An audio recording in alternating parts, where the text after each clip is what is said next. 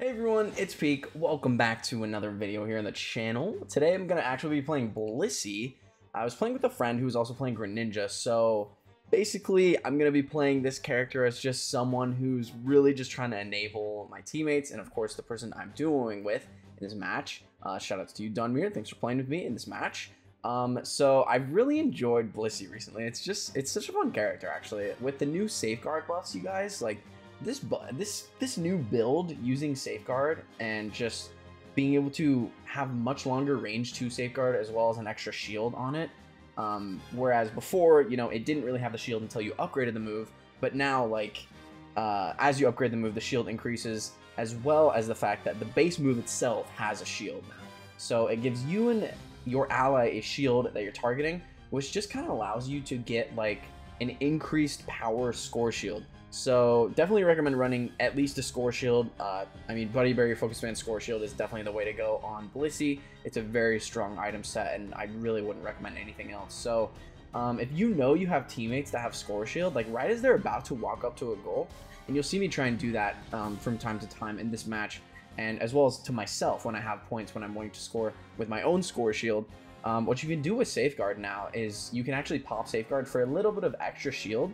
And because Score Shield scales off of the HP that you get from shields in this game, you actually get like a bigger Score Shield than you normally would, right? So it's really quite good. So you see, I'm just kind of like roaming around the map right now. Machop didn't really need too much of my help, so I'm just kind of trying to get, obviously get leveled up to level 4 for Blissey. You can see Safeguard just lets me, fortunately, walk through the Surf of the Slowbro. And because this character is just so tanky, I was able to survive that very close encounter, obviously. But I think being able to dodge the CC from Surf using Safeguard was really, really helpful there. And obviously the shield from Safeguard really comes in clutch. So you see, like, it's a very small shield that you get from Safeguard, but like it's enough to nullify like an auto attack or two, an ability for you and an ally. So I mean, the Absol kind of just has to walk away because I mean, to me and Snorlax, it's not like you're gonna be able to one-shot these characters. They have pretty high defenses. Blissey's stats were increased a little bit, not its defenses of course, but its special defenses were increased a decent amount. So now that I have Helping Hand, I can really just be a pocket healer for people on my team. Of course, you definitely want to get the Greninja leveled up, and we're just gonna try and see if we can find someone here. So what I was testing here is if you get a little bit of heal from Safeguard. I'm not actually sure. It kind of looks like you do. Let's actually see if you do. No, I don't think you do actually, but you know, still good to know.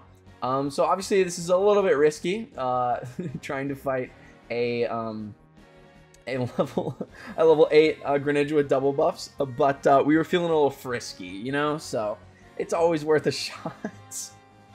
Of course, again, this was a game that I was on voice comms with the Greninja with, so we wanted to try it, but of course him being 2 levels up made things a little bit difficult. So of course, the Helping Hand and Safeguard doesn't really save us from Surf resets on Greninja, so we definitely want to roam it down here to the bottom side. Now we do have, obviously, the Dreadnought pushing in. This was a really hard game at the start.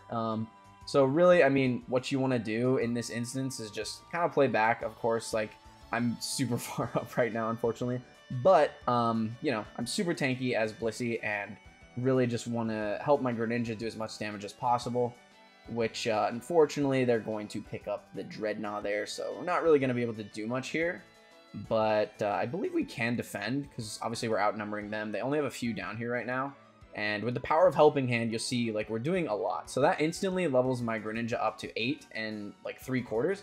It was just level 7 if you didn't see that. So getting a shutdown kill on Absol there is very important. Again, I'm just popping shields, popping Helping Hand as much as I can. We did end up dying and losing the fight, but, you know, we held them off a decent amount to where I got level 8. We got a lot of shutdown XP for our team. Of course, when I say shutdown XP, I mean, like, if you're knocking out an opposing Pokemon on the enemy team that has a lot of XP, that's got a lot of kills, you actually get a lot of very substantial experience points if you knock them out. So you definitely want to focus those targets that have a huge lead and stuff like that, because just think of it as like regular Pokemon. Essentially, the higher level Pokemon you're killing as a Pokemon, right? And you see, here, let me just stop real quick. I basically added my Score Shield added onto my score shield with Safeguard right there, right? So even though I'm getting hit with a Sludge Bomb Solar Beam right to the dome, my score shield with the additional shield from Safeguard actually makes it so I can score the entire 38 points there, right in front of the Venusaur's face. So really nice to get those points out of my Unite Ball. You see, again, we're just kind of getting Surf reset down here. We are still behind, so it's a little bit of a struggle. But yeah. So anyway, TLDR, Shutdown XP is 100% a thing. And this is a really good pick by us. Obviously, we want to capitalize off this. We want to score off this. And we wanted the Machamp to score here, but he didn't. I don't think he quite understood the math that 32 is less than 33. So, you know, sometimes that happens. We could have had a very, very nice 39 overcap in that goal. However, we were not able to get that. So our Machamp is already starting it, which is something I didn't really want to happen, but I'm just going to try and wait for my team to get here. Of course, it's going to be pretty much a coin toss, but we do know that someone just took the Rotom up top, so it is at least a 4v5 at the very least. And I actually get the last hit on the Dreadnought with an empowered auto attack, which is actually just so hilarious. Again, I popped Safeguard right before, so our score shields increase here, and that's just going to be really helpful. We do want to bully this Greninja. You can see with my empowered auto attacks, if the Greninja wouldn't have surfed out of the way there, the only reason my auto attack didn't connect is because, again, Blissey is a melee range character, so unfortunately, I'm not able to get the hit on the Greninja there. That would have been huge for us to get that shutdown XP, of course. But a really good kill on Blastoise, and I think our Greninja gets away. Oh no, he's getting trolled by the Absol there. Yeah, unfortunately, Absol was just, I think, trying to take our jungle, so he ended up being right there. So again, I'm going to pop Helping Hand. Greninja's going to get away. I can't really chase too well without Helping Hand on Blissey, but you can do a lot of damage. So you'll see here, like, I just popped Helping Hand. I'm doing, I mean, it's Slowbro, right? But so I guess you can't really tell, but it is a decent amount of damage. I could have chased the Venusaur here. I think he actually stays in the bush. Yeah, so he just stays in the bush here.